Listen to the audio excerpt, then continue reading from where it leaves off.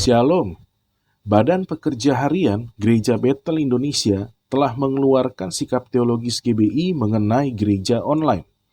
Sikap teologis GBI yang pertama adalah Alkitab secara khusus Perjanjian Baru memberi amanat tugas pemberitaan firman Tuhan ke seluruh dunia.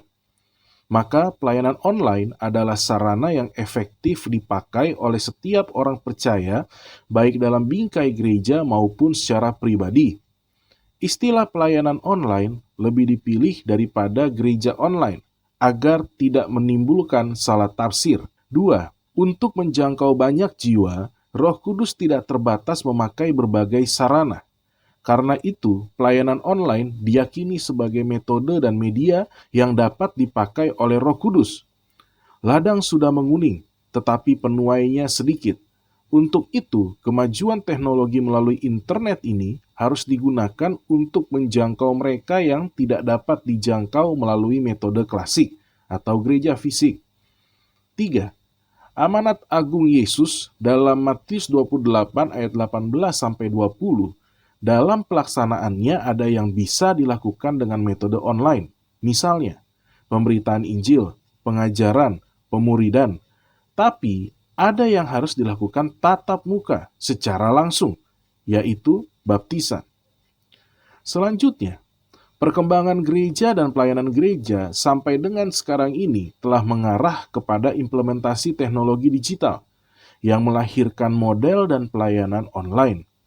Pelayanan online memanfaatkan teknologi informasi dan komunikasi sebagai medianya dengan tujuan memperluas jangkauan pelayanan bagi seluruh warga jemaat. Pelayanan online bisa melengkapi, tapi tidak akan menggantikan ibadah secara konvensional di gereja. Oleh karena itu, implikasinya dalam pelayanan GBI adalah sebagai berikut. Yang pertama, GBI boleh bahkan didorong untuk memakai pelayanan online sebagai media penyebar luasan berita Injil, pembinaan rohani, dan pelayanan pastoral kepada jemaat-jemaat. Tujuannya bukan untuk menggantikan pelayanan gereja secara konvensional, tapi justru untuk memperluas jangkauan pelayanannya. 2. GBI mendorong adanya hamba Tuhan yang menangani pelayanan online dengan secara penuh waktu, berdedikasi tinggi, berhati gembala, dan berjiwa misi. Ini akan menjadi faktor penentu keberhasilan pelayanan online GBI.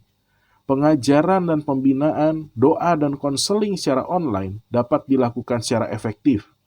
Untuk itu perlu dipelajari pelayanan pastoral secara online ini dari gereja-gereja yang telah berfungsi dengan baik. 3. GBI mengingatkan agar kita mewaspadai gereja online yang tujuannya hanya mencari keuntungan secara materi.